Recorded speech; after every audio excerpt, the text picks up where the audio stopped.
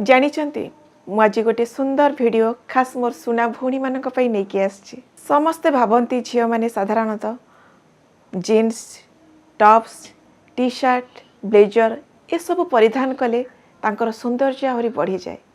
हाँ केतेकांशरे सौंदर्य बढ़ी जाए स्मार्ट देखा जाती किंतु आम भारतीय संस्कृति हिसाब रे सालवार सूट सहित दुपट्टा बा जहाँ को आम ओढ़नी बोली कहू ताकू परिधान कले आहरी सौंदर्य बढ़ी जाए।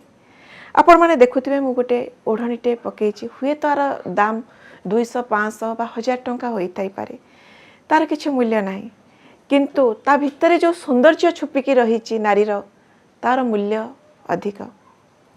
जितेबाला आम बाहर को बाहर की जाऊ सालवार सूट सहित जितेबाला ओढ़नीटा आम शरीर में परिधान कर आमर सौंदर्य बढ़िया सहित आमर मर्यादा से बढ़ाई थाए।